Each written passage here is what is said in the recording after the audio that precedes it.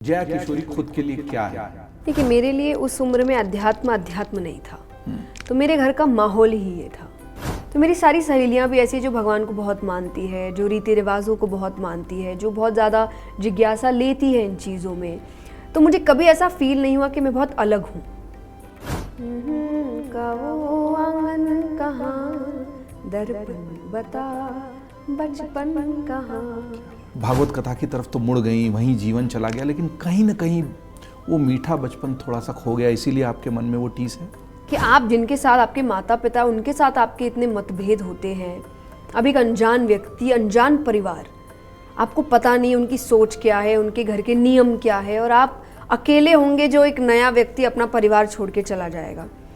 तो फिर धीरे धीरे जब आपको शादी का असली मतलब समझ आने लगा, अगर गलत मिल गया तो ये इतना बड़ा फैसला होता है कि आपके जीवन के बाकी सारे फैसलों को बर्बाद कर सकता है। 24 घंटे बात कर सकती थी, मुझे चुप कराया जाता था मेरे परिवार में कि चुप हो जा, दिन भर बोलती रहती है, जो मेरे काम में अब दिखता भी है।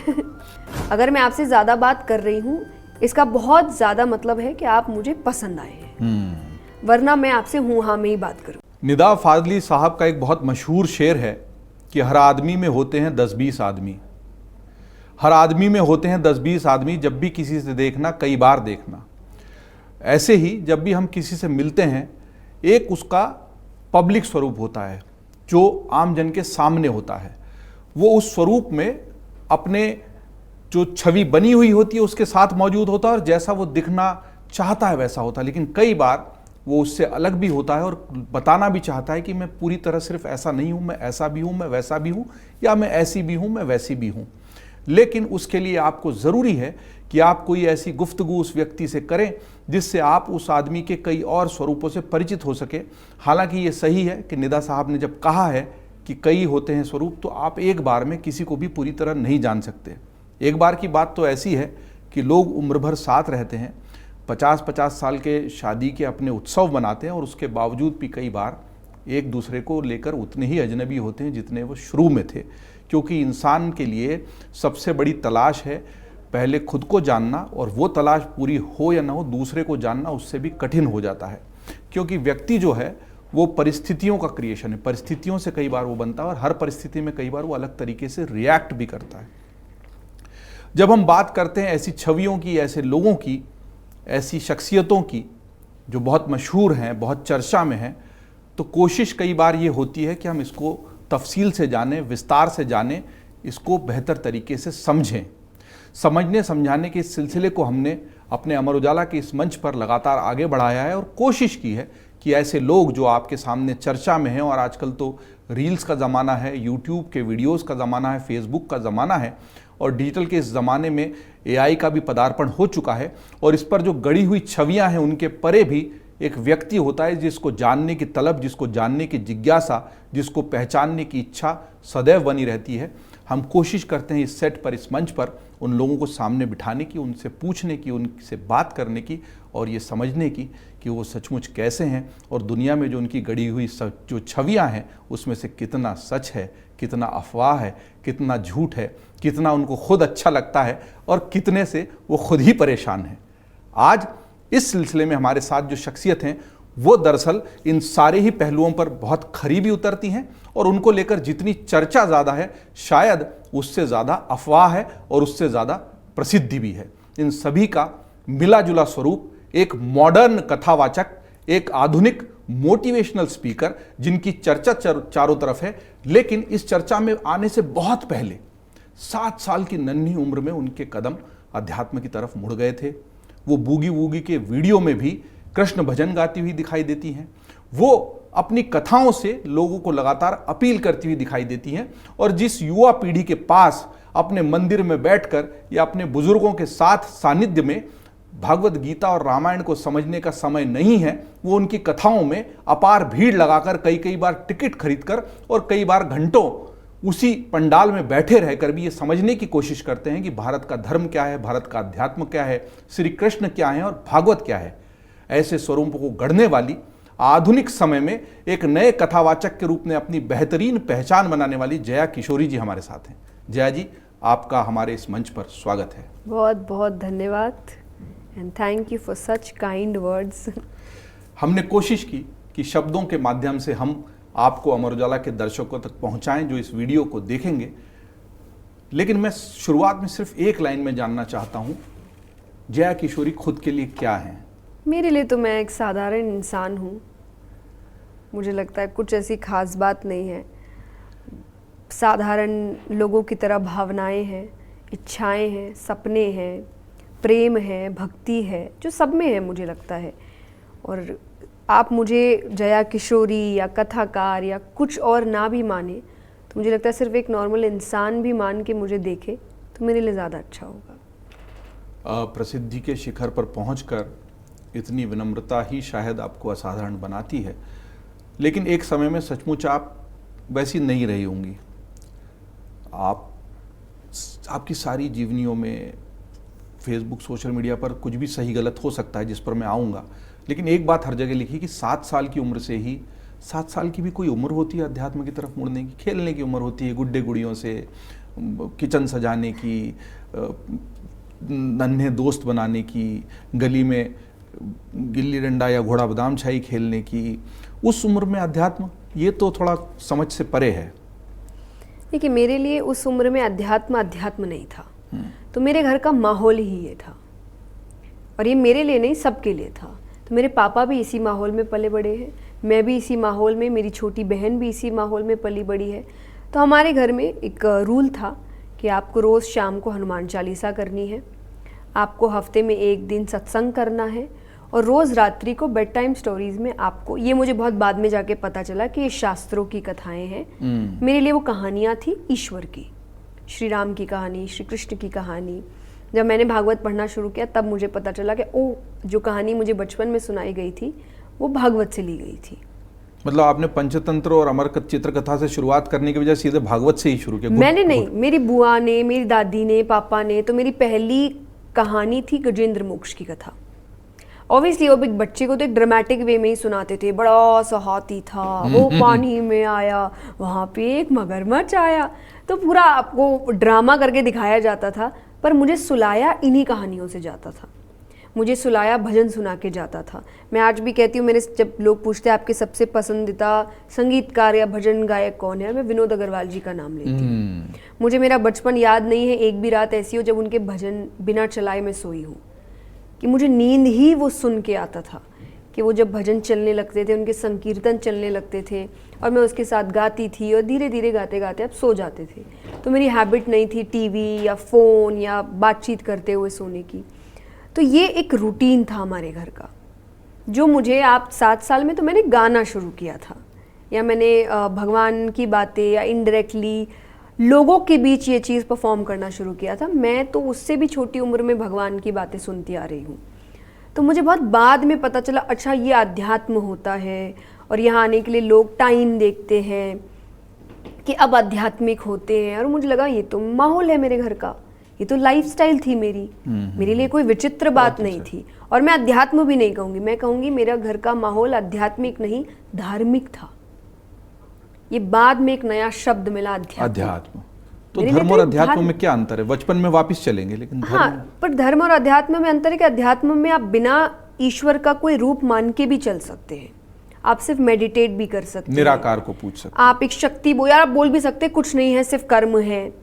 और धार्मिक में आप एक ईश्वर को मान के चलते हैं, आप शास्त्रों को मान के चलते हैं, आप शास्त्रों के हिसाब से चलते हैं। तो मेरे घर का माहौल धार्मिक था, और इस वजह से मेरे अंदर भगवान की पूजा पाठ, उनके भजन, उनकी कहानियाँ, इनको लेकर इंटरेस्ट बहुत ज़्यादा था। तो जो सवाल व्यक्ति या युवा 22-23 साल में पूछता है, मैंने 10 साल की उम्र में अपने माता पिता से पूछ लिया। ये क्यों कृष्ण ने ये क्यों किया, तो भगवान ने ये किया, ये कहाँ लिखा है। तो इसीलिए मुझे लगता है वो ज्ञान या वो समझदारी और वो भक्ति मेरे अंदर बहुत पहले आ गई थी, जो बाकी युवाओं में एक समय के बाद आती है, जिसको हम कहते हैं कि घुट्टी में ही मिला। ये जो सब आप कहती हैं कि बचपन में ऐसा हुआ घर में, ये सब आप कलकत्ता की बात कर रही हैं। हाँ, जो अब कोलकाता हो गया जी। तो आपका जन्म भी कोलकाता का ही, कोलकाता में जन्मी, 7 साल की उम्र में ही हो गया। लेकिन इससे मेरे मन में एक जिज्ञासा आती है कि आपके घर में ये माहौल था, आपको घुट्टी में भागवत की कथाएं मिल रही थी, जिनको शायद प्रस्तुत अलग तरीके से किया गया, पर वो धर्म था। आपने बहुत अच्छे से कहा कि वो धर्म था, जो बाद में आपको पता लगा कि इस तरीके से मुझे सबकॉन्शियस में, अवचेतन में वो मिल गया। लेकिन आपकी सहेलियां रही होंगी, स्कूल गई, उनके घर का तो परिवेश अलग रहा होगा, उनका माहौल तो मिसमैच नहीं नजर आया कि यार ये मेरे घर में क्या ही हो रहा है और मैं जहाँ जाती हूँ सहेलियों से मिलती हूँ वहाँ कुछ और अलग तरह की माहौल है, उनके खेल अलग हैं, उनकी सोच अलग है, दिनचर्या अलग है? बहुत ज़्यादा अलग नहीं थी, कृपा रही इस बात की। अच्छा, कि तो सर्कल भी मेरी वैसा ही? सारी सहेलियां ऐसी थी, कुछ जैन हैं, कुछ मारवाड़ी ही है, थोड़ा बहुत कल्चर में डिफरेंस था पर भक्ति में डिफरेंस नहीं था। तो मेरी सारी सहेलियां भी ऐसी जो भगवान को बहुत मानती है, जो रीति रिवाजों को बहुत मानती है, जो बहुत ज़्यादा जिज्ञासा लेती है इन चीज़ों में। तो मुझे कभी ऐसा फील नहीं हुआ कि मैं बहुत अलग हूँ। हाँ, मेरे काम से मुझे फील हुआ अलग हूँ और वो उनको भी अटपटा लगता था, पर शायद उन्होंने मुझे बहुत ग्राउंडेड रखा। उन्होंने मुझे कभी भी वो कथाकार जया किशोरी को क्लासरूम में आने नहीं दिया। जब भी मैं कुछ ऐसा बोलने की कोशिश करती और वो एक दोस्त होने के नाते कि यहाँ ज्ञान नहीं है। हाँ, मैं वही जानना चाह रहा था शट अप कि वहाँ पे सब हाँ, तो पता लगा कि टीचर की बजाय आप ही प्रवचन देना शुरू कर नहीं, दें मैं क्लास? देती थी। अच्छा, प्रैक्टिस की क्लास में? बिल्कुल बिल्कुल। ये किस्सा सुनाइए जरा। ये तो हम ना जब ये हमारे टीचर्स कभी एब्सेंट हो जाते हैं ना, तो वो आप क्लास खाली हो जाती है, कोई सब्स्टिट्यूट टीचर आती है जो आपसे कहती है कि भाई धीमी आवाज़ में काम करो, अपना ज़्यादा चिल्ला चिल्ली मत करो। तो हम पीछे की सीट में बैठ जाते थे और फिर हम एक सर्कल बनाते थे और जहाँ पे आई यूज्ड टू से अच्छा मुझे ये शास्त्र पता है और ये राम जी ने ये किया, और सब कहते अच्छा ये क्या है। और मुझे आज भी जो मैं आप किस्सा कहेंगे तो मेरी एक दोस्त अभी भी है, आशना नाम है उसका, तो उसको बड़ी जिज्ञासा हो रही थी और तब हम बात करते स्वर्ग और नरक के बारे में, क्योंकि श्रीमद् भागवत में भी टॉपिक आता है नरक कितने हैं, कैसे दंड मिलते हैं। तो मैं सब कुछ समझा रही हूँ और उसमें मैंने नया नया सब सीखा था, तो मुझे भी बड़ा शौक था कि यार वहाँ पे बोलने से अच्छा पहले यहाँ बोलती हूँ, मेरे दोस्तों पे क्या असर होता है ये तो देखूँ। और मैं बता रही और बताते बताते मेरी नज़र उस पर गई, शी स्टार्टेड क्राइंग। अरे वो डर गई यार, वो कहती है कि ये सब होगा क्या। तो मुझे लगा कि यार इतना मत रो, बोली मुझे बहुत डर लग रहा है, कहीं मैंने कुछ गलत तो नहीं कर दिया ना, मैं बताती हूँ। और हम इतना हंस रहे हैं उस समय, तो मुझे ऐसा लगा कि अगेन जैसे मुझे कभी विचित्र फील नहीं हुआ कि मैं बहुत अलग हूँ। मेरे दोस्तों ने बहुत इंटरेस्ट लिया इन चीज़ों में, मेरे दोस्तों ने कभी भी मुझे इन चीज़ों के लिए अपने ग्रुप से दूर नहीं किया कि अरे बड़ी धार्मिक है, अरे बड़ी अजीब है, या ये तो बड़ी भक्तन है, जो मुझे काफ़ी दूसरे ग्रुप्स में दिखता था कि वो एक अलग तरीके से आपको ट्रीट करते अगर आप बहुत रिलीजियस है। पर मेरे दोस्तों ने कभी ऐसा नहीं किया और शायद ये भी कारण है कि आज तक मेरे स्कूल के ही दोस्त हैं, मेरे कोई कॉलेज के दोस्त नहीं हैं, मेरे कोई उसके बाद के बने दोस्त नहीं हैं। मेरे जितने दोस्त आज हैं सब स्कूल के फ्रेंड्स हैं। ये तो मैं अपने व्यक्तिगत अनुभव से भी कह सकता हूँ कि जिसके पास स्कूल के कमाए हुए दोस्त आखिर तक हैं वो सबसे अच्छा व्यक्ति है, सबसे धनवान व्यक्ति है, और ये उसके चरित्र की परिभाषा है। ये मेरे भी अनुभव है और मेरे जीवन के जिस पड़ाव पे मैं हूँ, मैं बिल्कुल दावे से कह सकता हूँ कि जो अपने बचपन के दोस्तों को साथ नहीं रख सकता फिर उसके साथ कोई नहीं हो सकता। तो अच्छी बात है कि आपके बचपन के दोस्त अभी तक साथ में हैं, अभी बचपन की गलियों में ही घूमते हैं। और क्या कोलकाता की यादें हैं, उन गलियों की यादें हैं। जैसा मैं शुरू में कह रहा था ना, एक कथावाचक, एक मोटिवेशनल स्पीकर जो जया किशोरी हैं, उनका भी एक नन्हा नटखट सा बचपन रहा होगा, कोई शरारत है जो अभी तक याद है। कौन से स्कूल में पढ़ी वैसे? जिस स्कूल मैं महादेवी बिरला वर्ल्ड अकेडमी। और वहीं पर ही आप क्लास वास? हाँ बिल्कुल। और एकदम लेक्चर देने की प्रैक्टिस करती? हाँ, दोस्तों के बीच। हाँ, दोस्तों के बीच। टीचर्स के बीच तो मुझे बहुत डर लगता था, क्योंकि कौन सी टीचर है जो अभी तक याद है, आपको लगता है कि वो जहन से नहीं जाती, या उनकी शिक्षा अच्छी थी, या उनकी कोई बात? मिसेस चौधरी नाम है, मेरी बिजनेस क्लास की टीचर थी वो, बिजनेस स्टडीज जो, उसमें मैं बहुत अच्छी थी। ओके। मैं 2 सब्जेक्ट्स में बहुत अच्छी थी कि मैं हिंदी में बहुत अच्छी थी, मेरे हिंदी में बहुत अच्छे मार्क्स आते थे, और मैं बिजनेस स्टडीज में बहुत अच्छी थी। उनको जब पहली बार मेरे बारे में पता लगा था, और काफ़ी टीचर्स को भी पता लगा, और मुझे अधिकतर टीचर्स के रिएक्शन बहुत अच्छे नहीं मिले थे, क्योंकि उनको ऐसा लगता था कि ओ ये तो हॉबी वाली चीज़ें हैं। मेरी एक टीचर ने मुझे कहा था कि दीज प्रवचन्स won't help you in your life. तो पर तब तक मेरा काम बहुत अच्छा चल रहा था, तो मुझे उनके कमेंट का इतना फ़र्क नहीं पड़ा था। लाइक ओके, उनको पता नहीं है कि मैं क्या कर रही हूँ, या उनकी दुनिया से बहुत अलग दुनिया है मेरी। अगेन ये समझदारी अध्यात्म ने मेरे अंदर लाई, वरना एक बच्चा बहुत अंडर कॉन्फिडेंट हो सकता था कि शायद मैं कुछ गलत कर रहा हूँ, पर अध्यात्म ने मेरे अंदर इतना कॉन्फिडेंस पैदा किया था कि जब ऐसा कोई मुझसे कहता था तो मैं कहती थी कि उसको इस चीज़ की समझ नहीं है, उसकी दुनिया अलग है, इसलिए शायद वो मुझे समझ नहीं रहा, कोई बात नहीं, उसकी गलती नहीं है। पर जब उन टीचर को मेरे बारे में पता चला था, मुझे आज भी याद है, तो हमारा वाइवा था और उन्होंने वाइवा के मुझसे क्वेश्चंस कर लिए। उसके बाद कम से कम 15 to 20 मिनट्स वो सिर्फ मुझसे पूछ रही है कि तुम क्या करती हो, मुझे बताओ। अच्छा।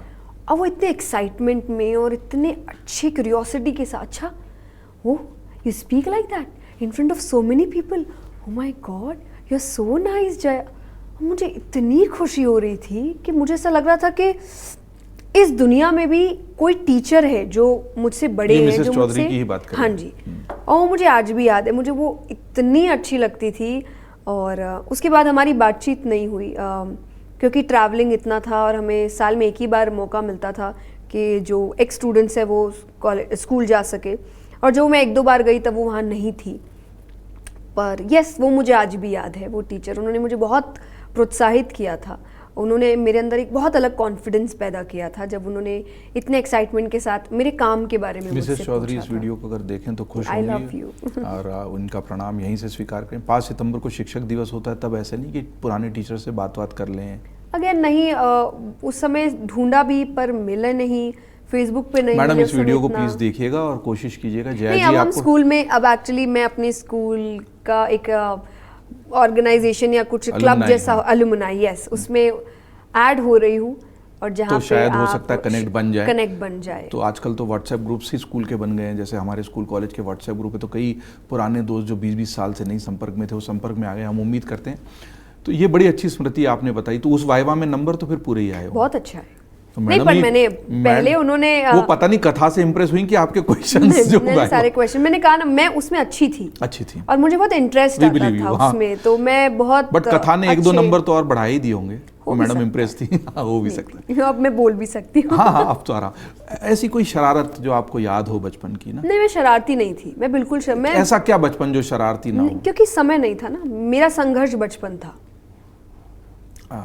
मैंने संघर्ष, वो है ना, वो मेहनत, कागज की कश्ती, वो बारिश का पानी, और कोई मुझे आप लौटा दे विश्वास बचपन। नहीं करेंगे, मैं कथा से एक जगह जा रही थी और वहाँ पे मेला लगा था, और मैंने मेला की फ़ोटो ली और मैंने एग्जैक्टली यही लाइनें उसमें लिखी कि ये लाइनों के साथ, और मैंने गाना एक लगाया, ये मैं प्रेम की दीवानी हूँ का गाना है कि का वो आंगन कहाँ, दर्पण बता बचपन कहाँ, कि मैंने बचपन जिया नहीं। थोड़ा और गुनगुना दीजिए। नहीं, मुझे वर्ड्स याद नहीं है, पर बहुत सुंदर है वो गाना, बहुत, कि मुझे वो गाना मैं जब भी सुनती हूँ ना, मुझे बहुत ऐसा लगता है कि हाँ, मैं अगर मैंने कुछ अपने जीवन में मिस किया तो बचपन का वो खेल, मुझे तो जगजीत जी की शरारतें। चूंकि गाई हुई बहुत मशहूर गजल है कि ये दौलत भी ले लो, ये शोहरत भी ले लो, भले छीन लो मुझसे मेरी जवानी, मगर मुझको लौटा दो बचपन का सावन, वो कागज की कश्ती, वो बारिश का पानी।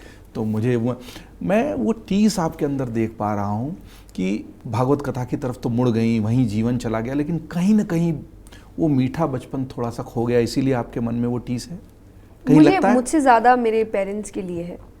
जैसे मुझे बहुत सोच समझ के मन है कि मैं शादी करूं, क्योंकि मुझे शादी करना है, बट समय लेकर। पर जब मैं उनको देखती हूँ और उनकी बातें सुनती हूँ, तो मेरी मम्मी मुझे एक दिन बता रहे थे कि I come from a very humble background. तो बहुत ऐसी स्थिति थी जब पेरेंट्स काम कर रहे थे या हम बहुत छोटे थे, तो मम्मी कहती है कि घर में हम ये हम्बल वाला जिसको नहीं समझ में आया हो, तो बहुत साधारण सामान्य परिवार से, जहाँ पर पैसा कमाना और परिवार को चलाए रखना बड़ा संघर्ष होता है, और बहुत धनाढ़ और विरासत में मिले हुए बहुत सारी पूंजी से, जिनका जो सोने का चम्मच कहा जाता वो नहीं था। जी, एम आई राइट? यस, ठीक है। तो मम्मी मुझे बताते हैं और बहुत बहुत इमोशनल होके बताते हैं कि बचपन में जब मैं बहुत छोटी थी जी, तो क्योंकि घर का सारा काम उनको करना और हाथ से ही करना पड़ता था और कोई भी नहीं था। पापा सिलीगुड़ी रहते थे, क्योंकि कुछ चंद हज़ार उनको ज़्यादा मिलते थे सिलीगुड़ी रहने में, तो उस चंद पैसों के लिए वो घर से दूर रहते थे। मम्मी यहाँ रहते थे, मम्मी पूरा घर बच्चे सबको संभालती थी। तो मम्मी कहते कई बार ऐसा होता था कि तुम रो रही होती थी और मैं या तो बर्तन में हूँ या मैं कपड़े धो रही हूँ, और मुझे ऐसा लगता था कि बस थोड़े ही बचे करके, जब तक मैं सब खत्म करके पहुँचती थी तब तक तुम सो चुकी होती थी, और फिर मैं तुम्हारे पास बैठ के कई मिनटों तक रोती थी कि मेरे पास इतना भी समय नहीं है कि मैं अपनी रोती बच्ची को गोद उठा सकूं। तो फिर वो मुझे कहते थे कि तुझे तो नहीं खिला पाए, तेरे बच्चे को खिलाएंगे। और मुझे ऐसा लगता कि कहीं मेरे इस देर करने में उनका ये सपना ना रह जाए। तो कितनी देर बची है? पता नहीं, मुझे तो इंसान मिलने पर है। देखिए सही भाई। इंसान मिल जाएगा तो मैं तो कल कर लूँ। सुन लो, जो लोग वीडियो देख रहे हैं, हालांकि हम इस सवाल को लेकर बहुत संजीदा हैं और मैं हमेशा ये मानता हूँ कि किसी की व्यक्तिगत ज़िंदगी उसकी अपनी होती है और जब तक वो न चाहे हमें उस तरफ नहीं जाना चाहिए। लेकिन खुद आपने स्वीकार किया इस बातचीत में कि आप शादी को लेकर बहुत सकारात्मक सोचती हैं, बहुत ओपन है। आप मुझसे अभी हम बातचीत के तब कह भी रही थी कि आप तो कहती थी अपनी सहेलियों से कि देखना तुरंत मेरा शादी का कार्ड आएगा। मैं तो स्कूल टाइम में हम साथ, क्योंकि कॉलेज में आपको पता नहीं होता ना, सब अलग अलग कॉलेज में जाते हैं, कोई किसी ने बीकॉम लिया है, कोई साइंस, सब अलग काम कर रहे हैं।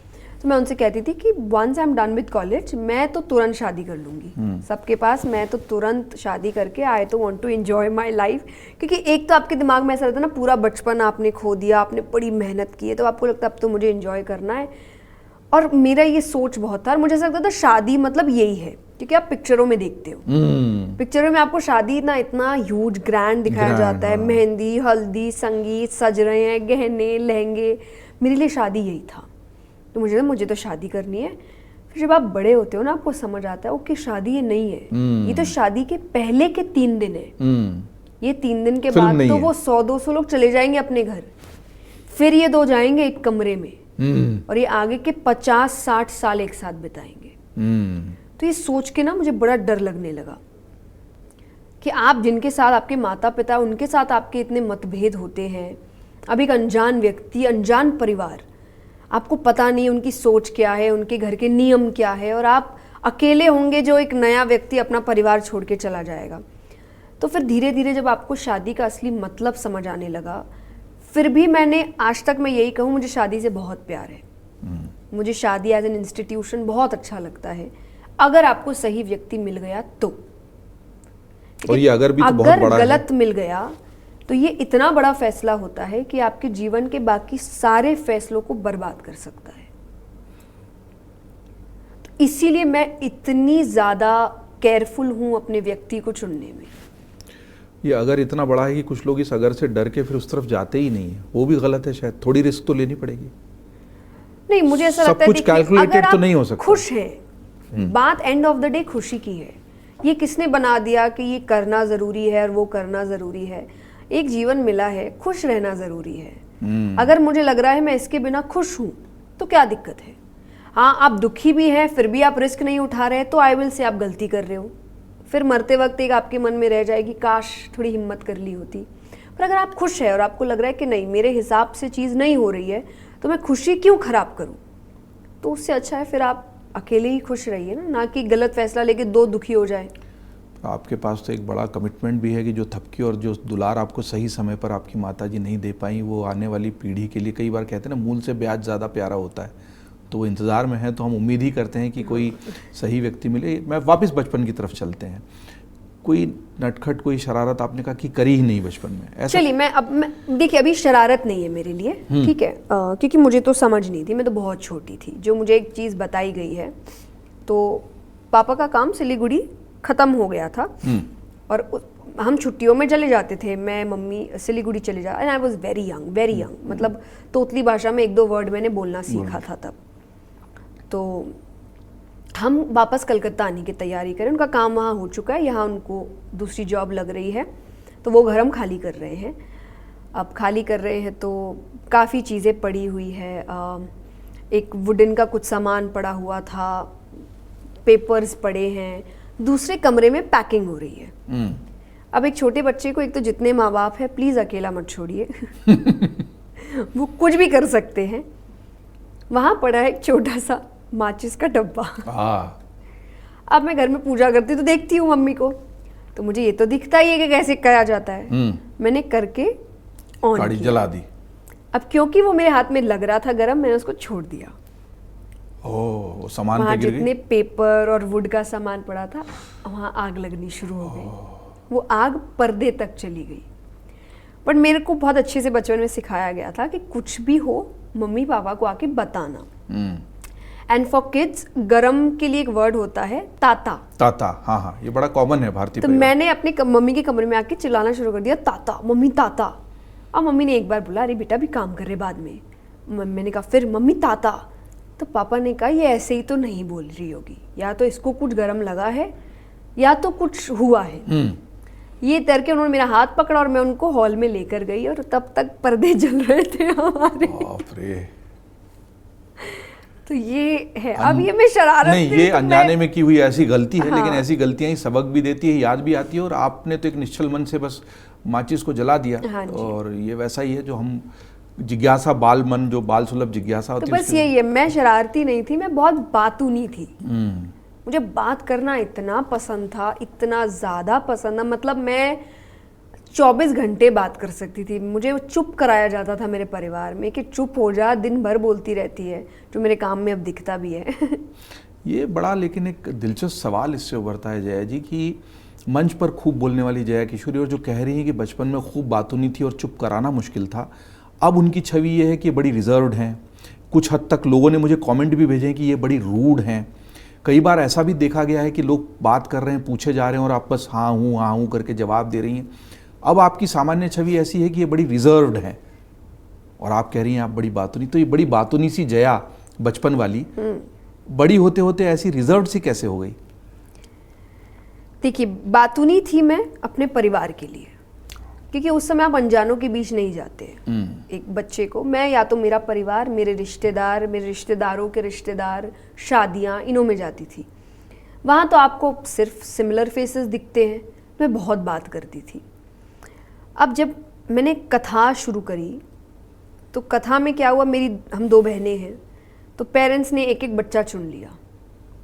पापा ने मुझे चुना कि मैं इसके साथ हूँ, मम्मी ने छोटी बहन को चुना कि मैं इसके साथ हूँ, क्योंकि उसकी भी अपनी पढ़ाई, अपना काम था। तो मम्मी ने कहा मैं इसके साथ रहती हूँ। उन्होंने मुझे, मेरे पेरेंट्स ने कभी अकेला नहीं छोड़ा, कभी भी। हमेशा एक ना एक पेरेंट मेरे साथ रहता था।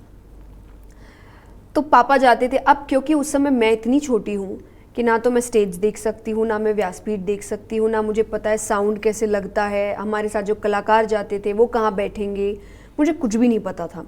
तो पापा सब कुछ देखते थे। तो वहाँ पहुँचते ही मुझे एक रूम में बैठा दिया जाता था और बाकी सब अपने काम में लग जाते थे। मेरे पास कोई नहीं होता था बात करने को। तो ना कोई बात करने को है, ना आपके साथ खाना खाने को है, ना आपका दिन हालचाल पूछने को है। तो धीरे धीरे ये मेरी आदत बन गई कि मुझे बात करने की आदत सिर्फ कथा में रह गई। उसके अलावा मेरी बात करने की आदत ही चली गई। और वो आदत ऐसी बन गई कि अब मैं बात ही नहीं कर सकती अगर मेरी आपके साथ बहुत ज़्यादा पहचान नहीं है। तो अगर मैं आपसे ज़्यादा बात कर रही हूँ, इसका बहुत ज़्यादा मतलब है कि आप मुझे पसंद आए हैं, वरना मैं आपसे हूँ हाँ में ही बात करूँ। तो हम ये मान के चलें कि अमर उजाला का ये मंच और ये पॉडकास्ट आपको पसंद आ रहा है। बिल्कुल, इसलिए आप इतनी बात कर रही हैं। चलिए जया किशोरी कहीं और बाकी आई थिंक जो रूड वाली बात है, मुझे ऐसा लगता है कि कई बार जब आप एक ऐसी परिस्थिति में आ जाते हैं जहाँ आपको प्रसिद्धि मिल चुकी है, व्यक्ति आपको इंसान समझना बंद कर देते हैं। उनको ऐसा लगता है कि अब हम उनकी प्रॉपर्टी है। मैं आपको एक बहुत सुंदर एग्जाम्पल, हम कल ही एमपी में एक बहुत अच्छे सेशन के लिए थे, वहाँ बहुत बहुत लोग आए हुए थे। एंड में जाने की स्थिति ऐसी हो गई थी कि it was very risky for a girl to be in that crowd. और मेरे आसपास लोग, और धक्का मुक्की, किसी का हाथ कहीं से निकल रहा है, और उस बीच एक जन पीछे से चिल्ला रहा है एक सेल्फी एक सेल्फी। अरे यार रुक तो जाओ। और मुझे लग रहा है इस व्यक्ति को लग रहा होगा ये कितनी रूड है, बट वो समझ ही नहीं रहा है कि जहाँ हजारों है वहाँ एक सेल्फी नहीं हो सकती। वो किसी, क्योंकि मेरे लिए आप सब एक है। अगर मैं आपके लिए एक लूंगी तो बाकी जो 10 चिल्ला रहे मैं उनके साथ भी लूंगी। और उस जगह में 10 सेल्फी लेने के लिए रुकना मेरे लिए बिल्कुल पॉसिबल नहीं है। पर उस वक्त शायद वो बात समझ नहीं पाते हैं। या कई बार हम ऐसी स्थिति में, आज जैसे जब हम एयरपोर्ट पे आ रहे थे, मुझे ये लोग बहुत अच्छे लगते हैं जो इस चीज़ को समझते हैं। मैं पूरी रात जग के हम यहाँ पहुँचे हैं, क्योंकि मेरा सेशन जहाँ था वहाँ से एयरपोर्ट 4-5 घंटा दूर है, और हमने रात को 11 बजे सेशन ख़त्म किया। हम फिर 4-5 घंटा आए, मॉर्निंग फ्लाइट थी। और एयरपोर्ट पे मैं ऐसे घूम रही हूँ जैसे मतलब पता नहीं मुझे किसी ने बेहोश कर दिया, और मेरी आंखें ऐसे है। और एक जन ने आके मुझे कहा एक सेल्फी प्लीज़। मैंने कहा देखो तो सही। तो पर उन्होंने बड़े प्यार से मुझे कहा क्या ओके। बट कई बार हर कोई ये नहीं समझ, उतनी समझदारी नहीं दिखाता, तो उनको लगता है कि अरे ये क्या है। तो कई लोग इन चीज़ों को रूड मान लेते हैं, पर मुझे लगता है उस वक्त शायद आप थोड़ा सा ये सोचें कि हम भी इंसान हैं, शायद कभी थके हैं, शायद कभी दुखी हैं, क्योंकि जस्ट बिकॉज सोशल मीडिया पे नहीं बताते मतलब नहीं परिवार में कभी कुछ गलत नहीं हुआ या कभी मन खराब नहीं है या कहीं से दुखी होकर नहीं आ रहे हैं, काफ़ी चीज़ें मन में चलती और उस वक्त नहीं मन करता कि कैमरे के सामने मैं स्माइल करके खड़ी हो जाऊँ। ये सबसे महत्वपूर्ण बात है। एक बातचीत और मैंने की है जया जी से, उसको अलग से आप दूसरे वीडियो में देखेंगे। जया जी खुद भी इंसान बने रहने की कोशिश करती हैं और वो ये भी कहती हैं कि किसी को भी इंसान ही बने रहने दो, तो इंसान से बड़ा बनाने की कोशिश मत करो, वहीं से गड़बड़ शुरू हो जाती है। मतलब जैसी ग्राउंडेड बने रहने की आप कोशिश करती हैं शायद वहीं से, पर लोग जब आपका लार्जर देन लाइफ इमेज बन जाती है तो वैसे आपको बने नहीं रहने देना देते हैं। तो ये जो 7 साल की उम्र से कथावाचन की तरफ मुड़ी हुई जया किशोरी है, वो इस तरह की बड़ी सेलिब्रिटी बन गई हैं, तो कैसा लगता है? अच्छा लगता है, मुझे ऐसा लगता है ये एक अच्छी चीज़ है। इसको बुरा कहना, इसको बेइज्जत करना होगा, डिसरिस्पेक्ट करना होगा, क्योंकि बहुत लोग ये चाहते हैं कि दुनिया उन्हें जाने, उन्हें पहचाने। तो मुझे लगता है ये अच्छी बात है। और हर सिक्के के 2 पहलू होते हैं, तो प्रसिद्धि का भी एक नेगेटिव पहलू होता है। अब पर मेरे पिता ने बहुत बहुत पहले, मैं 14-15 साल की थी, तब मुझे एक लाइन कही थी, जब उनको समझ आ रहा था कि अब ये एक ऐसे शिखर पे जा रही है प्रसिद्धि के जहाँ इसको बहुत कुछ देखना पड़ेगा। तो उन्होंने तब मुझसे एक बात कही थी कि बेटा, जितनी बड़ी होती जाओगी छुपने की जगह उतनी कम होती जाएगी। वाह, you will be judged for every act. कि कई बार जिनको लोग नहीं जानते वो बड़े से बड़ी हरकत कर दे, किसी को पता नहीं चलेगा, और तुम्हारी बहुत मामूली सी हरकत भी ब्रेकिंग न्यूज़ बन जाएगी। क्या तुम उसके लिए तैयार हो? और आप विश्वास नहीं करेंगे, मैंने उस उम्र में अपने पिता से कहा था कि मैं तैयार हूँ। उसी वक्त से कॉन्फिडेंस आपके अंदर था? याद मुझे कॉन्फिडेंस नहीं था, मुझे अपने काम से इतना प्यार है कि मुझे था कोई भी नेगेटिव पहलू इसका अगर है तो भी मैं उसको सहन करूंगी, क्योंकि मुझे ये चीज़ इतनी पसंद है। और आज भी अगर 15-20 दिन से ज़्यादा अगर मेरी कोई कथा नहीं हो रही है, और मैं एक कथा की बात कर रही हूँ, motivation is a secondary thing, ये मैं एक रीज़न से करती हूँ, क्योंकि आज के युवाओं को एक अलग तरीका चाहिए चीज़ों को समझने का। जो मुझे पसंद है वो कथा है, और 15-20 दिन से ज़्यादा अगर कथा ना हो मेरा दम घुटने लगता है, मुझे अच्छा नहीं लगता। मुझे ऐसा लगता है कि मुझे खुशी वहाँ मिलती है जब मैं वहाँ बैठती हूँ, जब मैं इतनी संख्या में लोगों को भगवान का नाम जप करते सुनती हूँ, या भगवान के भजन गाते हुए, ताली बजाते हुए, किसी को रोते हुए, किसी को आंख बंद करके नाचते हुए। और मैं देख रही हूँ कि 3 घंटा यहाँ बैठा हर व्यक्ति जिसके जीवन में कोई ना कोई युद्ध चल रहा है, डेफिनेटली चल रहा है, पर कितना खुश है। अगर मैंने जीवन में कोई बदलाव नहीं भी लाया, अगर कोई मुझे ये भी कह दे कि इसमें कोई बड़ी बात नहीं है कथा करनी, चलो ठीक है, आई अग्री विद दैट, मैंने कोई बदलाव नहीं लाया, पर मैंने 3 घंटे हजारों लोगों को खुश किया है, और मेरे लिए ये भी बदलाव है।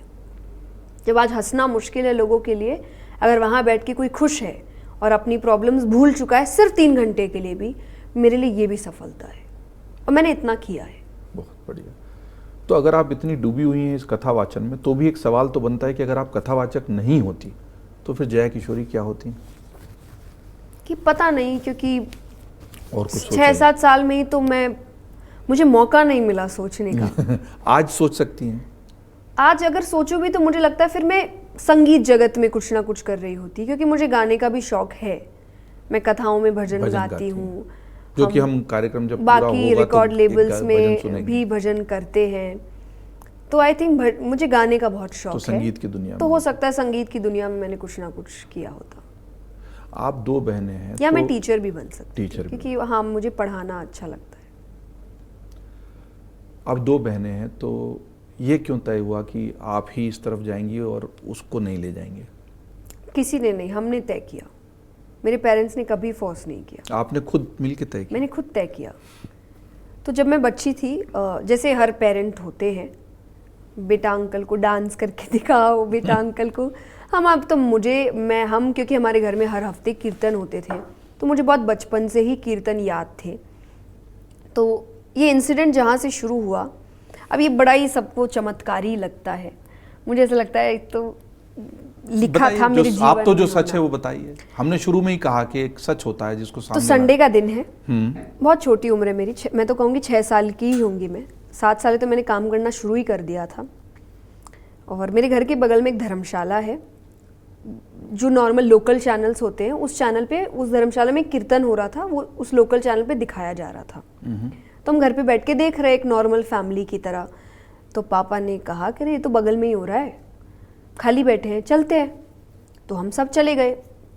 वहाँ पे एक बहुत सुंदर भजन गायक है कुमार विशु जी, जिनका एक बहुत सुंदर भजन था, कभी प्यासे को पानी पिलाया नहीं, बाद अमृत पिलाने से क्या फ़ायदा। तो वो उस प्रसिद्ध भी बहुत है, और उस समय तो बहुत ज़्यादा ही प्रसिद्ध थे। तो पापा ने कहा चलते हैं।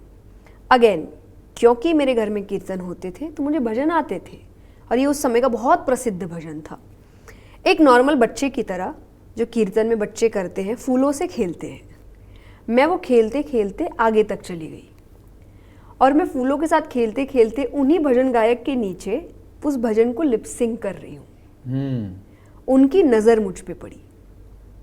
जो बात आई गई हो गई। नेक्स्ट डे उन्होंने पता नहीं कहाँ से हमारे घर का एड्रेस पता किया, और वो हमारे घर पे थे, और उन्होंने मेरे पिता से कहा कि इस बच्ची में कुछ है बात, आप इस पर थोड़ा ध्यान दीजिए। सिर्फ यही कहा, भजन में बढ़ाइए नहीं, कथा में बढ़ाइए, कुछ भी नहीं कहा। उन्होंने कहा बस कुछ बात है। और मेरे पिता ने कहा क्या बात है, मतलब उनको समझ ही नहीं आया। तो उन्होंने कहा क्या किया उस दिन तुमने? मैंने कहा क्या किया, वो जो गा रहे थे गाया। तो उन्होंने कहा गा के दिखाओ, मैंने गाया। अब ये गा के दिखाओ एक से रिश्तेदारों में हुआ, तो रिश्तेदारों के घर कुछ होता, तो उन्होंने कहा अरे जया गा के दिखाओ उस दिन क्या गाया था। गा के दिखाओ गाते गाते मैंने भजन गाना शुरू कर दिया।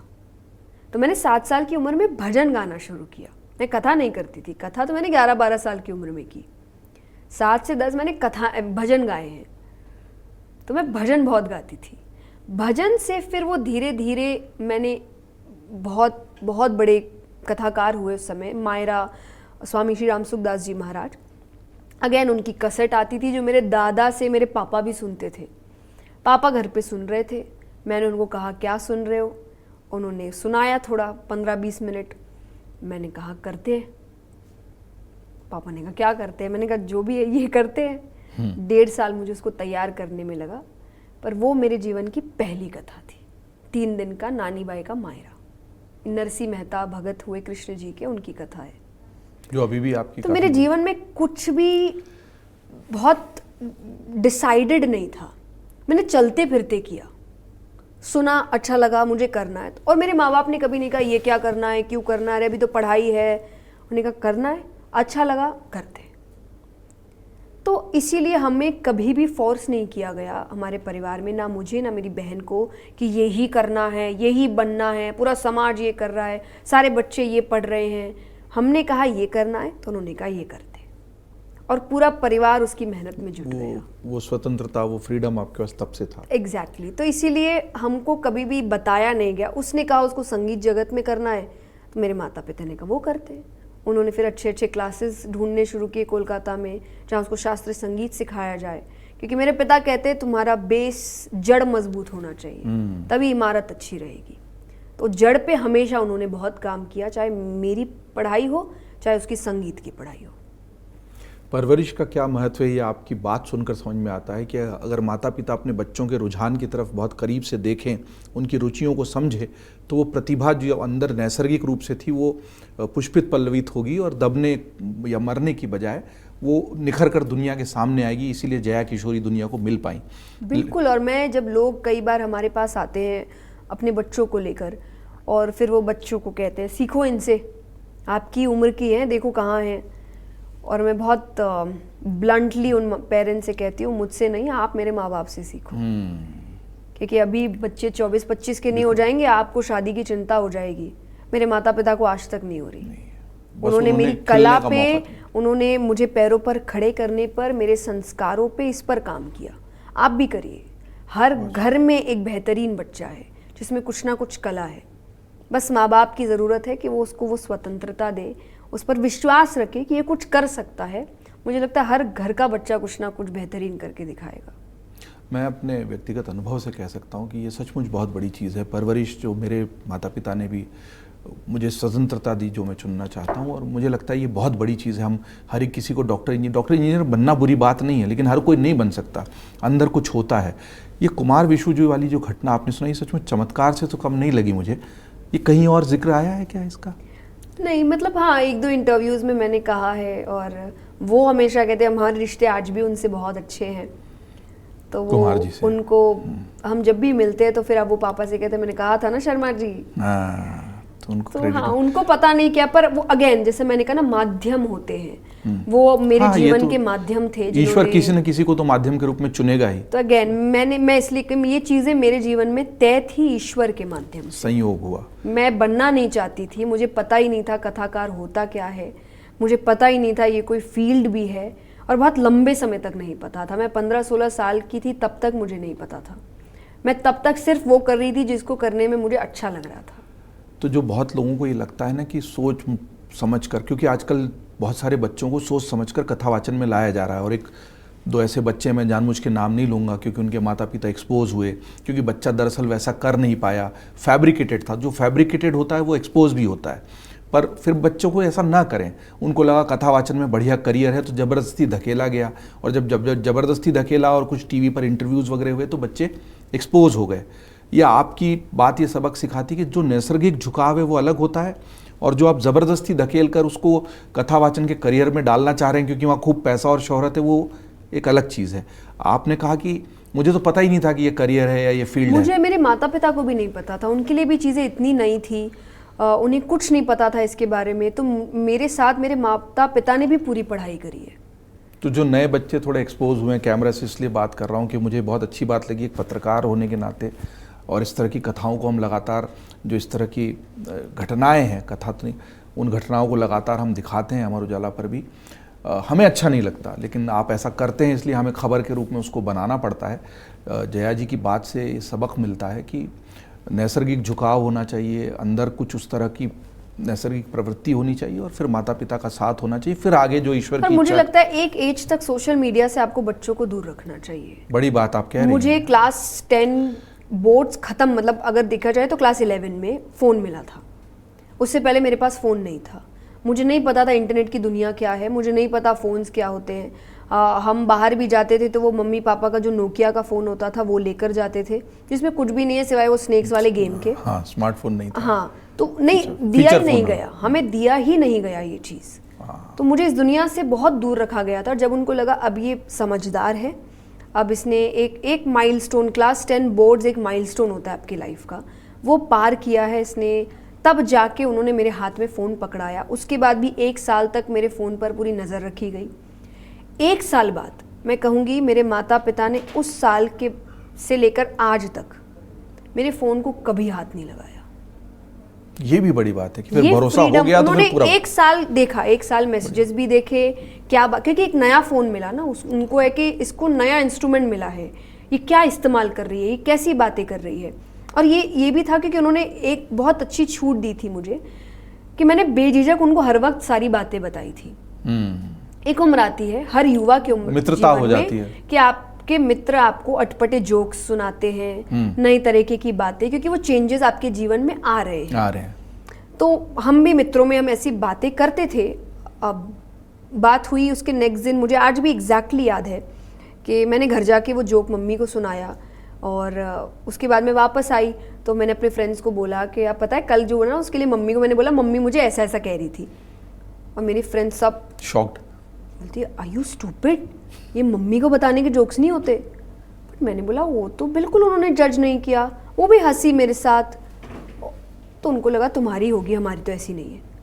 उस दिन मुझे लगा कि ये बहुत सुंदर चीज़ मेरे माता पिता ने की कि उन्होंने मुझे इस चीज़ की भी छूट दी, और ये अब वो मुझे समझाते हैं कि ऐसा नहीं था कि हमें बड़ा मज़ा आता था कि तुम आके बताती थी, हमें ऐसा भी लगता था कि क्यों ऐसी बातों में पड़ रही है। पर मुझे एक चीज़ समझ आई कि कम से कम हमें पता तो है कि तुम किन बातों में हो अभी, ताकि कभी भी दिक्कत आई तो हम तुमको संभालने के लिए तैयार होंगे। तो तुम्हारे दोस्त क्या बात कर रहे हैं, तुम किस माहौल में हो, हमें इसके बारे में पता है। ये आपको अपने बच्चों के साथ करना है, क्योंकि जिस बच्चे को कुछ करना होगा वो या तो बता के करेगा या छुप के करेगा, पर करेगा। इससे अच्छा बता के करे, कम से कम आप संभालने को तो तैयार हो। तो यहाँ भी बहुत अच्छी फ्रीडम मुझे दी गई। तो बट बच्चों को आप सोशल मीडिया से दूर रखें, क्योंकि अगेन वो फेम के लिए फिर करेंगे। मैंने फेम के लिए किया नहीं, क्योंकि मुझे फेम क्या होता पता ही नहीं था।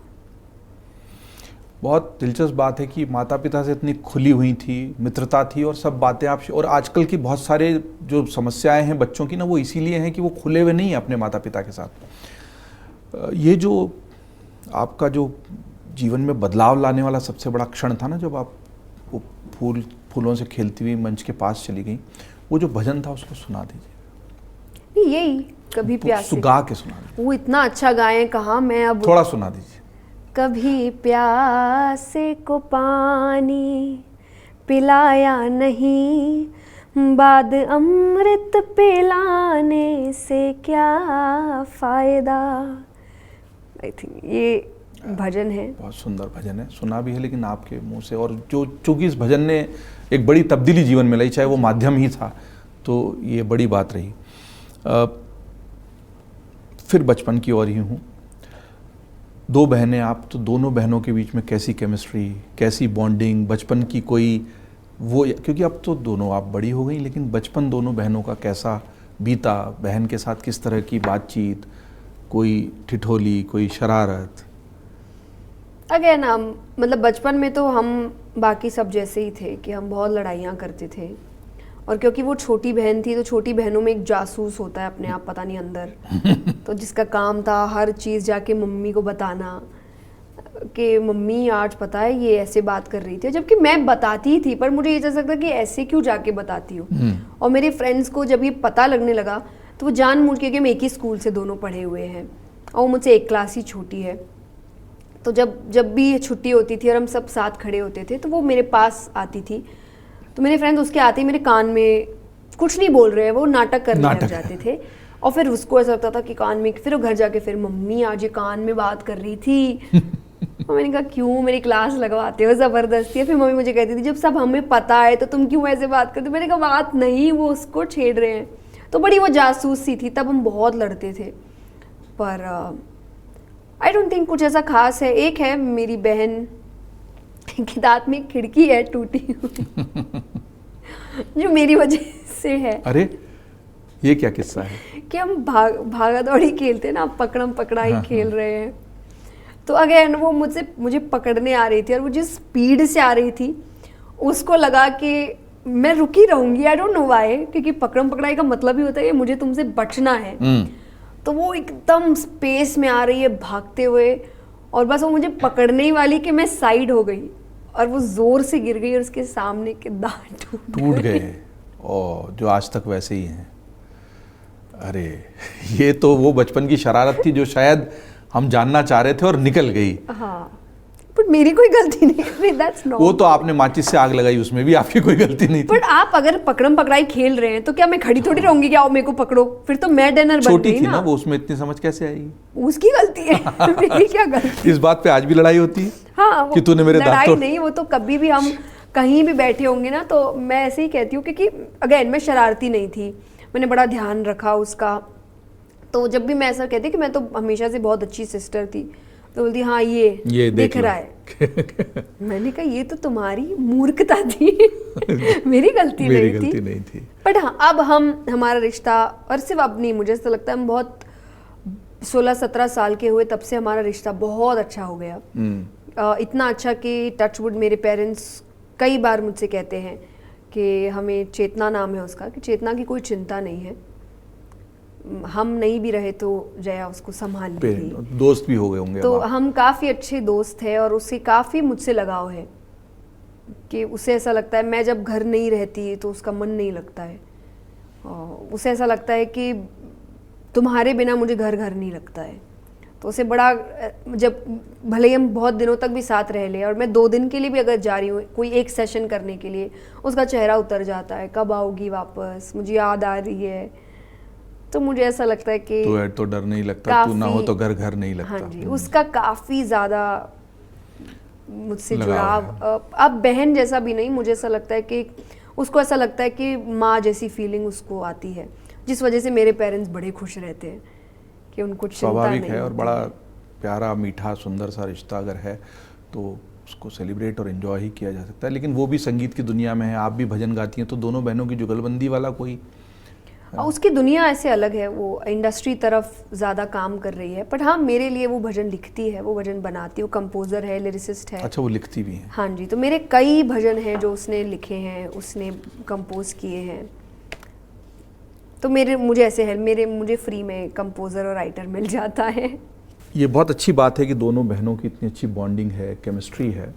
अब मैं एक ऐसे सवाल पे आता हूँ जो आपकी बातचीत के विषय होते हैं, मोटिवेशनल स्पीकर के रूप में भी और कथावाचक के रूप में भी। जीवन में बहुत तनाव है, बहुत आपाधापी है और भाग दौड़ भरी ज़िंदगी हो गई है। छोटी छोटी बात पे लोग गुस्सा हो जाते हैं।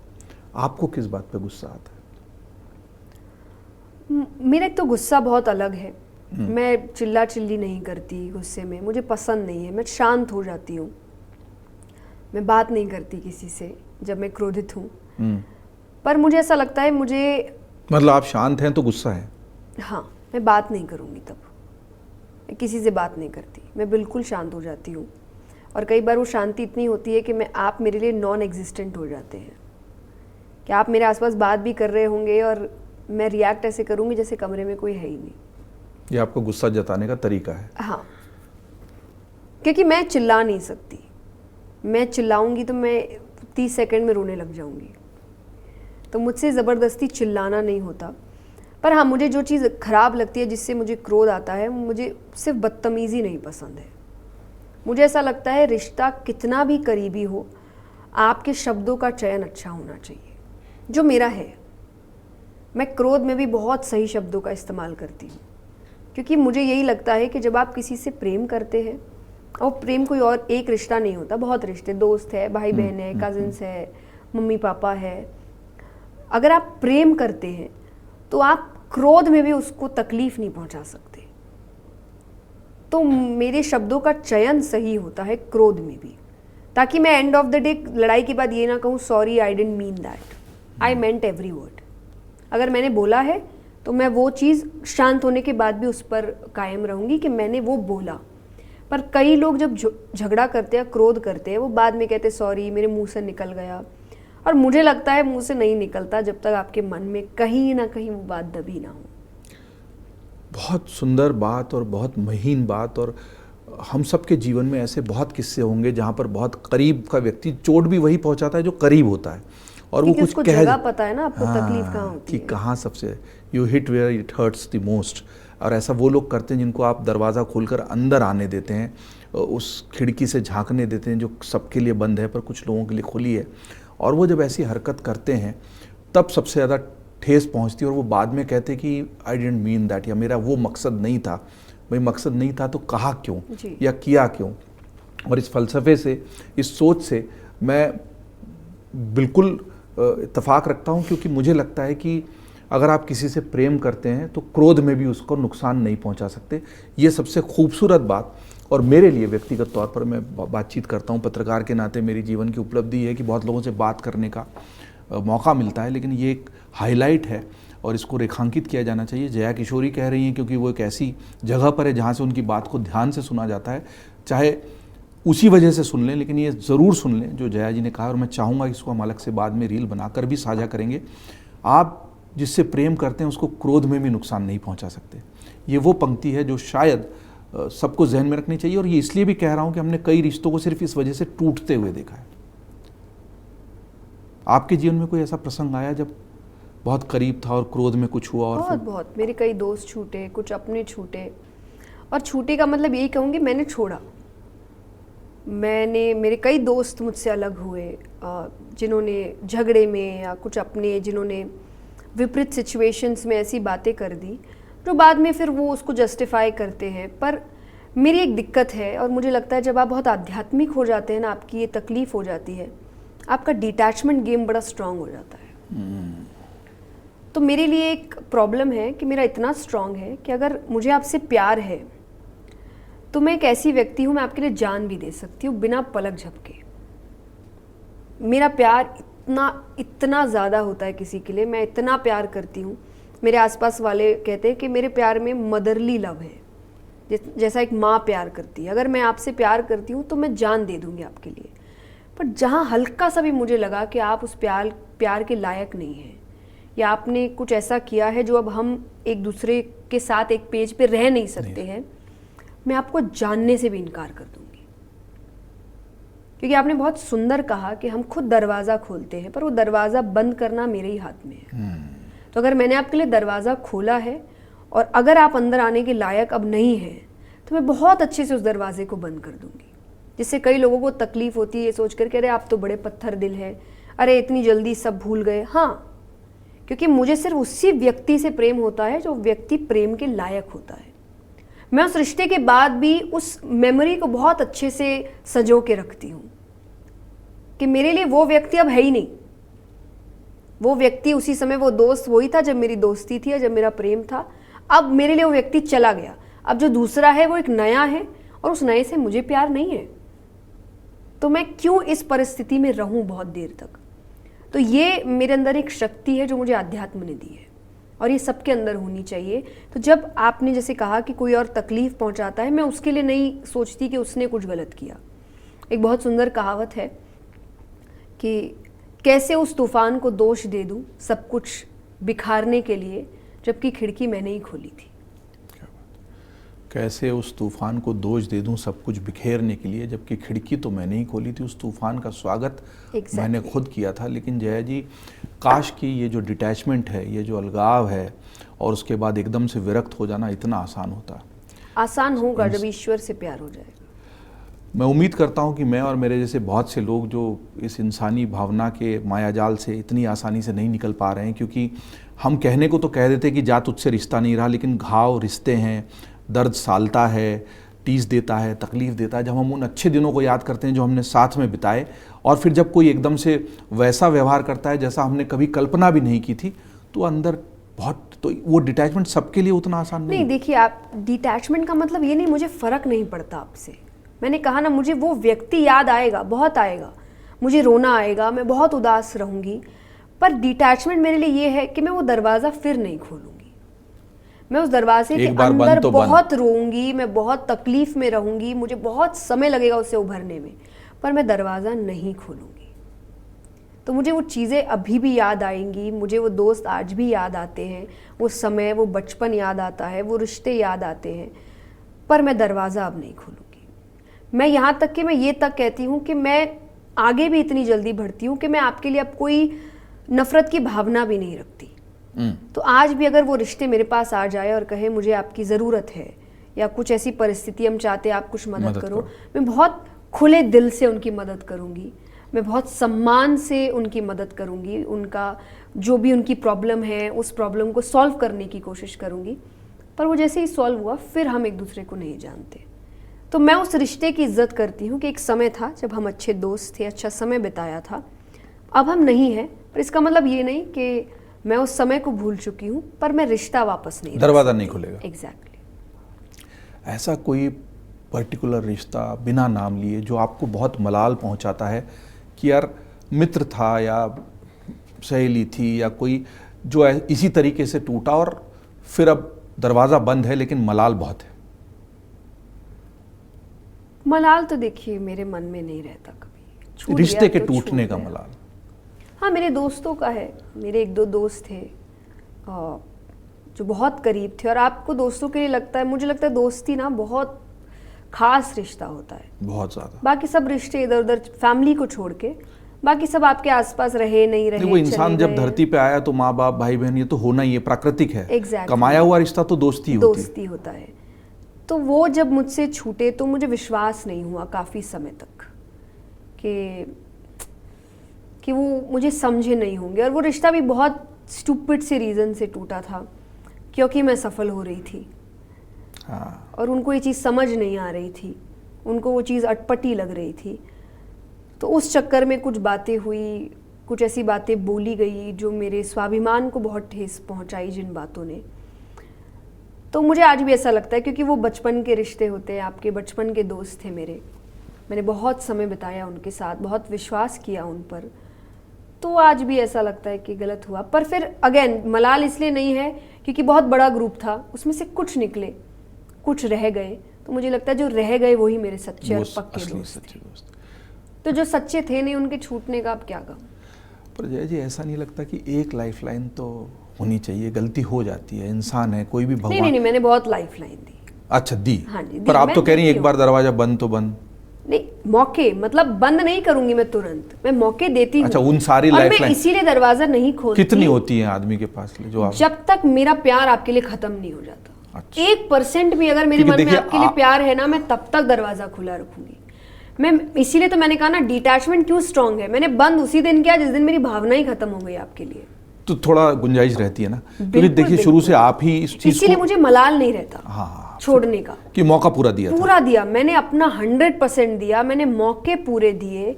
उसके बाद भी अगर आप नहीं सुधरे हैं तो अब मुझे आपको छोड़ने का कोई मलाल ही नहीं है कि कोई बात नहीं, मैंने जो किया बिल्कुल सही किया, आप लायक नहीं उस रिश्ते। लाइफलाइंस मिली हैं तब तो फिर ठीक है। वो बहुत कोई- बहुत, अरे कुछ देखिए शुरू से आप ही इस बात को सबसे ज्यादा एडवोकेट कर रहे हैं कि हम भगवान नहीं हैं, हम इंसान हैं, और हम इस धरती के इंसान हैं तो हम में कमियां भी हैं, गलतियां भी हैं, खामियां भी हैं, और हम हो सकता है कि गुस्से में कुछ कह बैठे। नहीं, आपने ठीक कहा कि जो क्रोध में भी ठेस नहीं पहुंच, पर हो गया तो एक लाइफलाइन, 2 लाइफलाइन तो होनी चाहिए, वो बिल्कुल। होती है। हाँ हाँ, रिश्ता है तो होती है।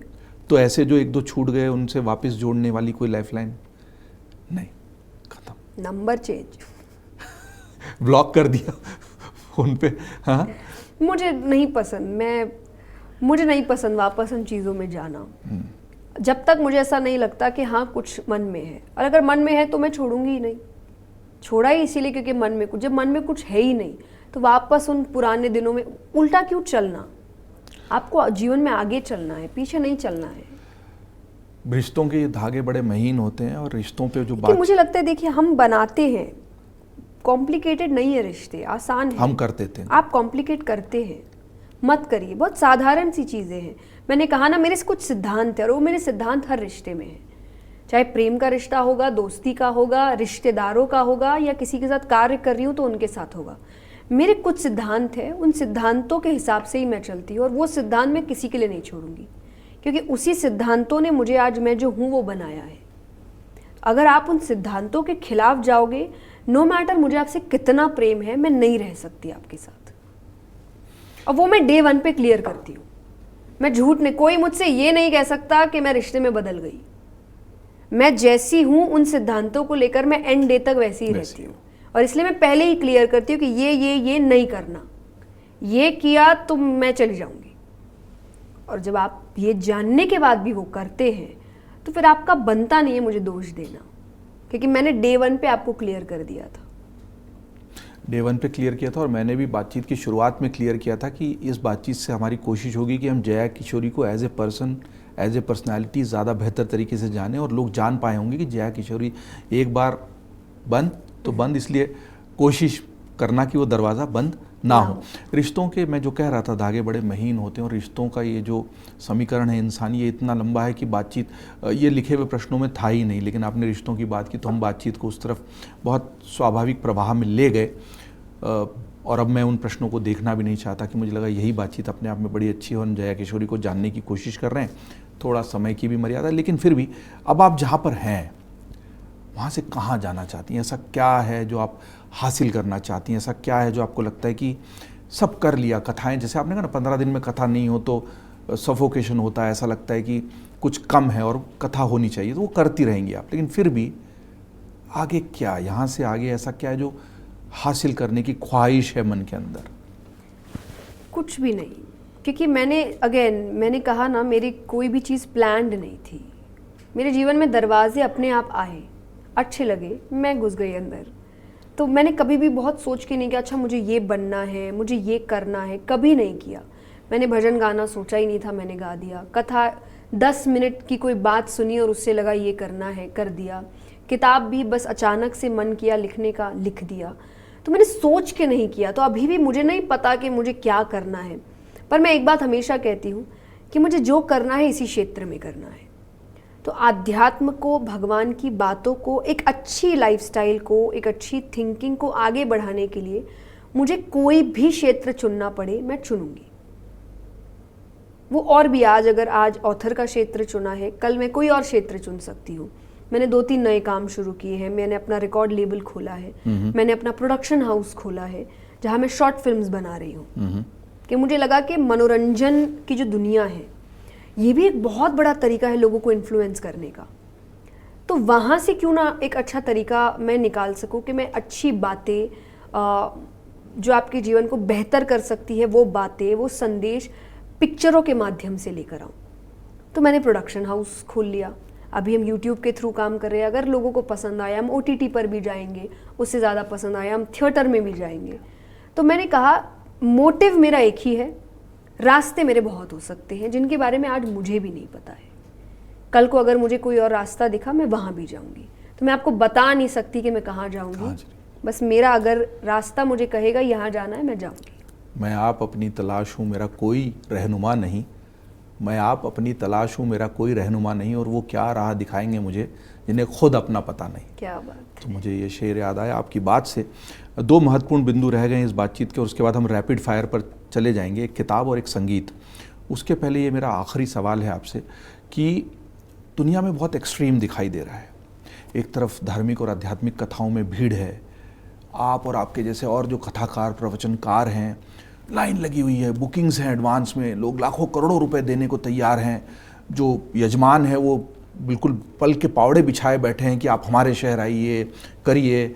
आप नहीं, आपकी साथ आपकी पीढ़ी वाले और पुरानी पीढ़ी वाले जितने कथाकार प्रवचनकार हैं उनके पंडालों में भीड़ लगी है, और करोड़ों की दौलत कमाने वाले भी अपनी सारी लग्जरी गाड़ियां और सारी BMW और मर्सिडीज भी न्यौछावर करके वो कथाएं कराने को तैयार है। और आप ये देख रही हैं और हम भी देख रहे हैं जी। एक तरफ कथा के और प्रवचनों के पंडाल में भीड़ है, धर्म और अध्यात्म की तरफ इतना झुकाव है, और दूसरी तरफ मटेरियलिस्टिक लाइफ भी उतनी ज़्यादा है। मॉल्स में भीड़ है, वीकेंड पर पैर रखने की जगह नहीं है, वीकेंड पर रेस्टोरेंट्स में बुकिंग नहीं मिल रही है। भारत जैसे देश में भी अब वो हो गया कि iPhone 17 के लिए लोग रात भर कतार लगाकर दुकान के बाहर। ये जो दो एक्सट्रीम सिरे हैं, क्या ये हमारी हिपोक्रेसी बताते हैं, या ये हमारा स्वभाव बताते हैं, या इन दो सिरों के बीच में सच कहीं है? सच क्या है? मुझे लगता है बैलेंस। अगर आप इस संसार में आए हैं, it is very natural to have a thinking to be materialistic. या तो वैराग्य लो, जंगल जाइए। यहाँ रहेंगे तो किसी को कोई चीज़ आकर्षित करती है, किसी को कोई चीज़। आप देखेंगे कुछ होंगे जिनको कपड़े पहनने का बहुत शौक होगा, कुछ होंगे कि जिनको खाने पीने का बहुत शौक होगा। अब ये भी मटेरियलिस्टिक है ना, सिंपल दाल चावल खाइए घर पे, पर उनको है मुझे हर क्यूजीन ट्राई करना है, मुझे ये खाना है, मुझे है खाने पीने का बहुत शौक। बिल्कुल, तो सबको शौक, और ये भी मटेरियल लाइफ है। तो आपको एक बैलेंस बनाना है। मैं हमेशा बैलेंस की, मैं कहती हूँ हम तो संत होने का दावा भी नहीं कर रहे। नहीं, हाँ, अगेन कोई अगर संत या साधु होने का दावा करे और फिर वो इन चीज़ों में पड़े तो गलत है, ये मैं भी मानती हूँ। पर जो दावा नहीं कर रहे उनसे ये एक्सपेक्टेशन रखना जस्ट बिकॉज कि वो अध्यात्म की दुनिया में है, ये भी गलत है। क्योंकि अध्यात्म कहीं नहीं कहता आपको त्यागने के लिए। गीता जी में तो नहीं भगवान अर्जुन को कह रहे राज्य त्यागने के लिए, वो तो लड़ने को कह रहे हैं। राजा से ज्यादा ऐश्वर्य किसके पास है? सर से लेकर पैर तक सोने की वस्तुओं में जड़े रहते हैं। वो सोने के रथ होते हैं, उनके महल, उनका खजाना इतना। क्यों भगवान ने अर्जुन से नहीं कहा कि राज्य छोड़ के आश्रम में रहो, एक कुटिया में रहो? अगर धन इतना बुरा होता तो बुरा है ही नहीं ना, ये तो बुरा हमने बनाया, या फिर कुछ ऐसे आए जिन्होंने आपसे कहा कि ये बुरा है ताकि आप उनको पसंद करो। पर बुरा नहीं है जब तक कोई इंसान सच्चाई के साथ काम कर रहा है। और ये भी काम ही है ना। आज क्या आपको इसके लिए पढ़ना नहीं पड़ता, इसके लिए आपको ट्रैवल नहीं करना पड़ता, इसके लिए आपको मेहनत नहीं करना पड़ता, रातें जगना नहीं पड़ता। जब सब कुछ हो रहा है तो क्यों नहीं? और जब लोग कहते पहले ऐसा नहीं होता था, पहले बहुत कुछ होता था जो आज नहीं हो रहा है। आज अगर मैं आपको बहुत सिंपल एग्जाम्पल दूं, द्रोणाचार्य जी हैं, या उस समय के जो भी गुरु इत्यादि होते थे, जो कथाएं कहते थे, आपको शिक्षा देते थे, आपको वेद शास्त्रों की शिक्षा देते थे, उनका पूरा ध्यान, उनका पूरा खर्चा उस वक्त के राजा उठाते थे। यस और नो? यस। सब कुछ, यहाँ तक कि द्रोणाचार्य जी ने कहा वो राज्य चाहिए तो आपने राज्य जीत के आप लेकर आके उनको आपने दिया है। पांडवों ने दिया है।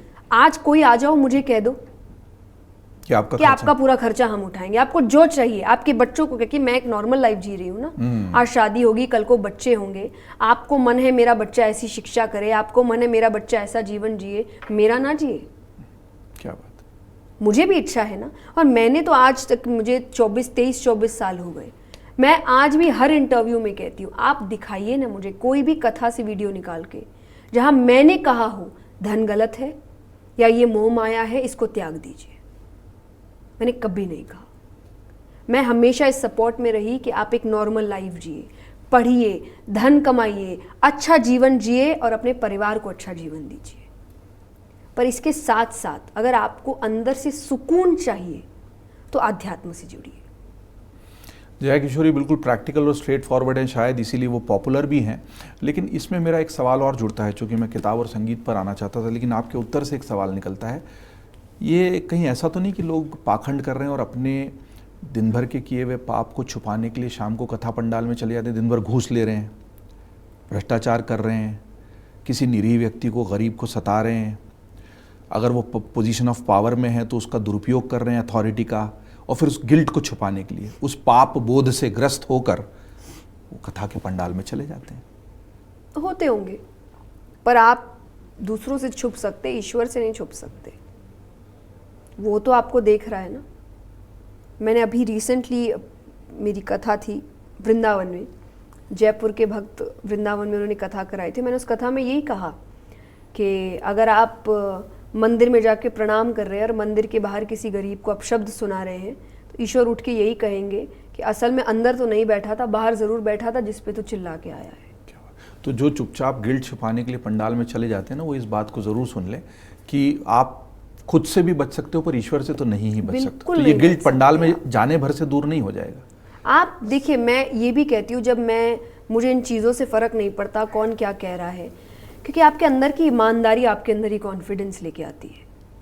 मुझे पता है मैं कुछ गलत नहीं कर रही, मुझे पता है मैं जो है सबके सामने रखी हूँ कि भाई हाँ ये है, ऐसा करते हैं, इतना लेते हैं, इतना कहते हैं, सब कुछ सामने, किसी से छुपा। आज भी कोई इंसान अगर कोई नंबर चल रहा है, उस नंबर पे फ़ोन करे, आपको बहुत स्पष्ट तरीके से हर चीज़ बताई जाती है कि भाई ऐसा है, ये अरेंजमेंट है, कुछ भी नहीं छुपाया जाता। जब मैंने कुछ छुपाया नहीं तो मैं क्यों डरूं किसी से? जो है आपके सामने है। तो मैं अगर अपना काम ईमानदारी से कर रही हूँ, फल देने वाला ऊपर वाला है, मुझे क्या पड़ी है कौन क्या बोल रहा है। जब तक मेरा काम सच्चा होगा वो मुझे काम देते रहेंगे, और अगर काम मिलता रह रहा है इसका मतलब उनको कुछ तो अच्छा दिख रहा है, अच्छा लग रहा है। जब उनको अच्छा दिख रहा है तो किसी को नहीं दिख रहा, मुझे क्या फ़र्क पड़ता है। क्या दिक्कत। बहुत ही बढ़िया, मैं जैसा कह रहा हूँ, सीधी, स्पष्ट, बेलाग, बेखौफ बातचीत के लिए जया किशोरी जी जानी जाती है। और वही हमसे कि पैसा कमाना गलत नहीं है, लेकिन गलत तरीके से पैसा कमाना गलत है। बिल्कुल ईमानदारी से मेहनत करके पैसा कमाइए। आपकी पुस्तक पे आ जाते हैं, क्या प्रेरणा रही इसके पीछे, किसने प्रेरित किया इस पुस्तक को लिखने के लिए, और जो है वो सब ठीक क्यों है, जिसको जो है वो गलत लगता है वो क्या करे, आपकी किताब क्यों पढ़े? हम चाहेंगे कि जया जी ने पहली बार ये पुस्तक लिखी है और इसको लेकर वो बड़ी उत्साहित हैं, और इस मंच से इस किताब के बारे में वो कुछ बताएं, और ये भी बताएं कि पेंगुइन पब्लिकेशन से आई हुई ये पुस्तक है, कोई इसको खरीद कर अमेज़न पर भी उपलब्ध है, क्यों पढ़े? तो एक्चुअल टाइटल हमने जो चुना वो है इट्स ओके। फिर इसको अलग अलग लैंग्वेजेस में, तो हिंदी में जो है ठीक है बन गया, गुजराती, मराठी, पंजाबी सब में है। तो पहला तो एक तो मुझे बहुत समय से इसमें चैप्टर भी है, it's okay if your plans fail. उसमें मैंने पूरी तरीके से बताया है मैंने किताब क्यों लिखी या कब लिखना मैंने शुरू किया। पर मेरे मन में था बहुत टाइम से, क्योंकि मैं किताबें बहुत पढ़ती हूँ।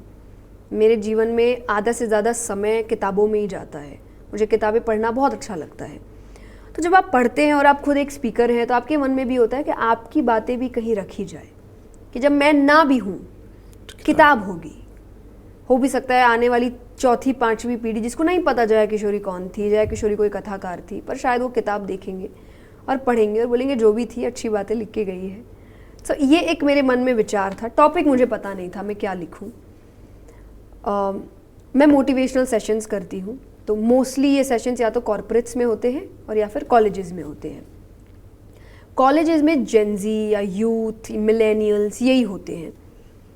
तो इनके बीच ना दो वाक्य बहुत फेमस है। एक है जस्ट चिल, एक है it's okay. It's okay. Just chill में मुझे कुछ मिला नहीं। मैंने रिसर्च दोनों में ही की, क्योंकि दोनों मुझे बहुत जिज्ञासु दोनों ही वाक्यों ने किया। क्या है ये, हर बार यही बातें, कुछ भी हुआ जस्ट चिल या ब्रो, हाँ ब्रो, और एक हुआ कि इट्स ओके या, अरे ऐसा हो गया, इट्स ओके या, इट्स ओके या। तो मुझे लगता क्या है ये इतना क्यों यूज़ करते हैं, बार बार यूज़ करते हैं। तो मैंने इसके बारे में पढ़ना शुरू किया, क्या ओके है, क्या ओके नहीं है, कौन सी ऐसे वाक्य है जिन चीज़ में इट्स ओके सबसे ज़्यादा यूज़ किया जाता है। तो इसमें 47 चैप्टर्स हैं और सारे चैप्टर इट्स ओके से ही शुरू होते हैं। It's okay to have this, it's okay to have flaws, it's okay to let go, it's okay to people misunderstand you. मैंने 47 चैप्टर्स इन्हीं नाम से शुरू किए। तो ये सारे इमोशंस है जिस पे सबसे ज़्यादा यूथ बात करता है। अब एंड में उस चैप्टर में अंदर जाके आपको पता चलेगा कि कौन सी बातें इट्स ओके है और कौन सी बातें इट्स ओके नहीं है। तो जीवन में कई प्रसंग हैं जो आपको लाइट लेने की ज़रूरत है, जिनको मैंने उसमें कहा इट्स ओके, और कई प्रसंग है जिनको आप लाइटली नहीं ले सकते। उसको सीरियसली आपको लेना पड़ेगा, वरना वो आपके व्यक्तित्व को बर्बाद कर देंगे। उसको मैंने इट्स ओके या इट्स नॉट ओके बना के लिखा है। तो एक्चुअली ये किताब है। और जो आपने कहा कि ये क्या है लोगों के लिए, तो मुझे लगता है ये जो हर व्यक्ति को विपरीत परिस्थितियों में एक साथी की ज़रूरत होती है। कोई भी दोस्त हो सकता है, आपका प्रेमी हो सकता है, आपका कोई बुजुर्ग व्यक्ति हो सकते हैं, मेंटोर हो सकते हैं। तो उस परिस्थिति में आपके कंधे पे हाथ रखे और बोले इट्स ओके, निकल जाओगे यहाँ से। कई बार हमें वो व्यक्ति नहीं मिलता, तो शायद ये किताब वो व्यक्ति या वो हाथ बने आपके कंधे पर, जो विपरीत परिस्थितियों में आपको एक चैप्टर भी पढ़ के ऐसा लगे इट्स ओके, हो जाएगा, निकल जाएगा। तो किताब के रूप में जया जी ने एक दोस्त पेश किया है जी। और हम उम्मीद करते हैं कि लोग इसको पढ़ेंगे और इसमें वो दोस्त, वो साथी, वो हमसफर, और बहुत बहुत मुझे लोगों ने खुश किया, क्योंकि ये किताब बेस्ट सेलर लॉन्च होने से पहले बेस्ट सेलर हो चुकी थी। जब हमने प्री लॉन्च लिंक किया था कि आप प्री ऑर्डर कर सकते हो, जब लॉन्च होगा तो अपने आप पहली चीज़ें आपके पास आएगी, और वो तभी बेस्ट सेलर हो गई थी। तो मुझे बड़ी खुशी हुई कि सब ने इतना प्यार दिया पहली यात्रा को मेरी।